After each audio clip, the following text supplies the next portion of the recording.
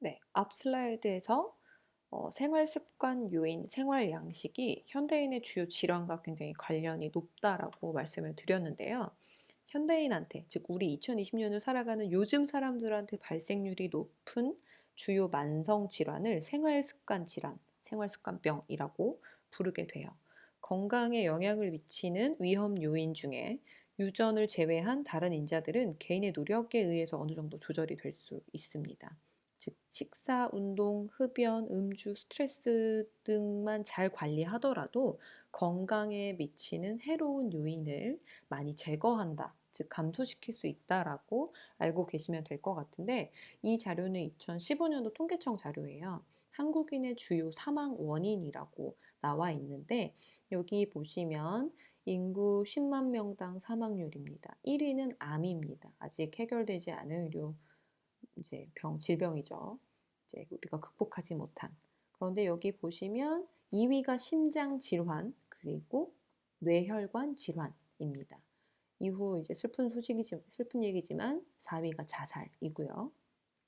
그리고 5위, 6위 폐렴 당뇨병인데, 이 중에서 암을 제외한 당뇨병, 심장 질환, 뇌혈관 질환 이런 것들은 방금 앞서서 말씀드린 생활 습관병과 굉장히 밀접하게 연관이 되어 있는 질병입니다.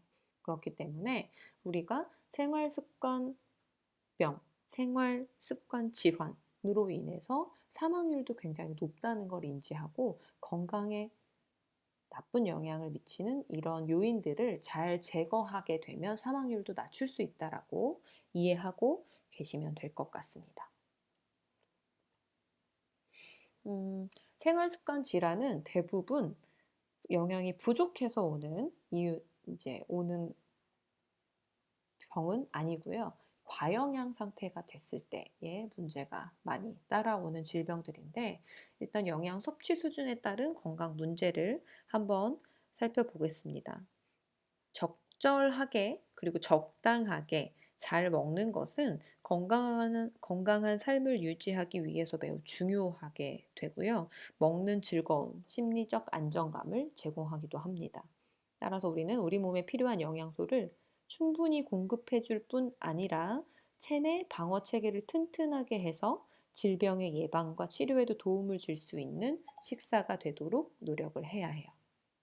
그래서 적정한, 이제 계속 얘기하지만 적당하게 잘 먹는 것이 건강에 도움이 된다라고 제가 말씀을 많이 드릴 거예요.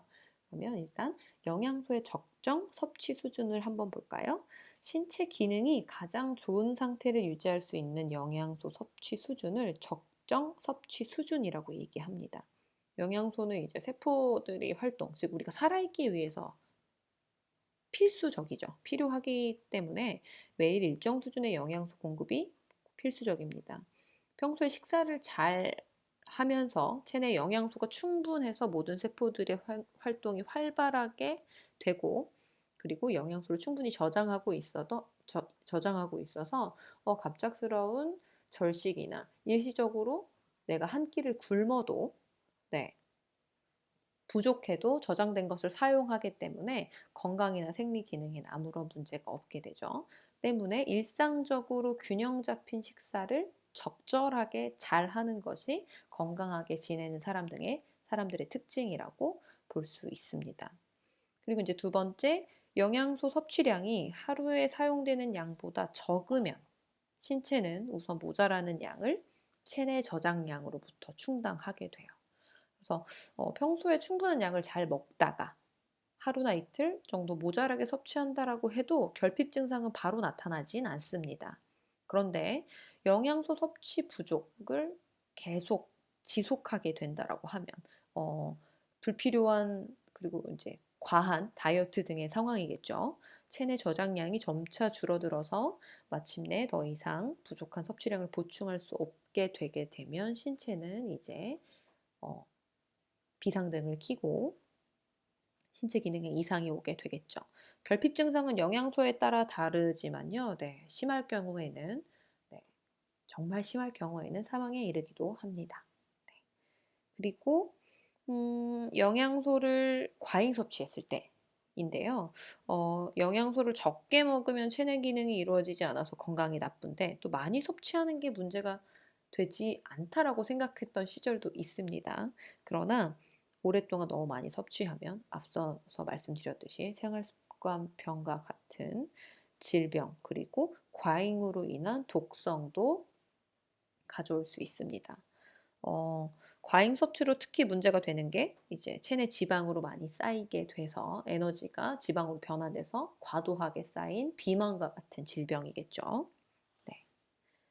그래서 비례적으로 증가하지 않고 영양소는 많이 먹게 되면 과잉 섭취로 해롭게 될 수 있다라고 알고 계시면 될 것 같습니다. 그래서 영양소는 너무 적거나 너무 많이 섭취하지 않아야 되고요.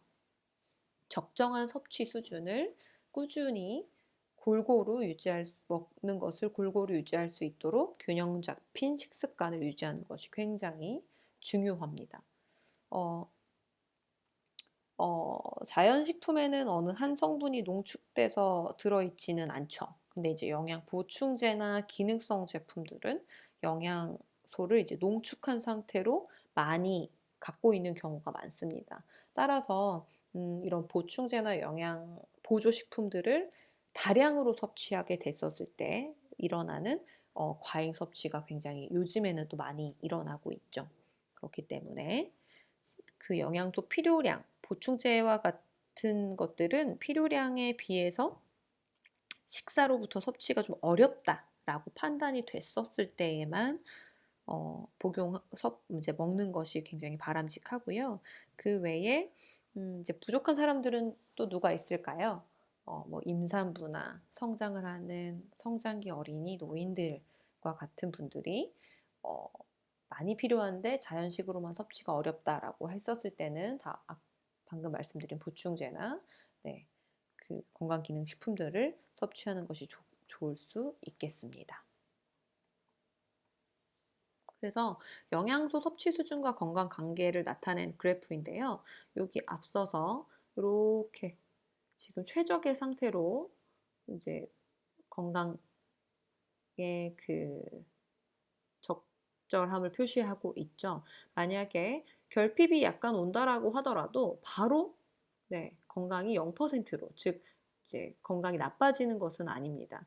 그렇지만 결핍이 지속된다라고 하게 되면 건강은 나빠지게 될 거고요. 앞서서 말씀드렸듯이 영양소를 지속적으로 과잉으로 섭취한다라고 하더라도 바로는 문제가 되지 않지만 꾸준하게 과잉 섭취를 하게 된다라고 하면 마찬가지로 건강은 나쁜 상태로 가게 됩니다. 따라서 건강을 위한 영양은 네, 앞서서 말씀드렸듯이 꾸준하고 적절하게 섭취하시는 것이 네, 가장 건강을 최적의 상태로 유지할 수 있는 방법이라고 할 수 있겠습니다.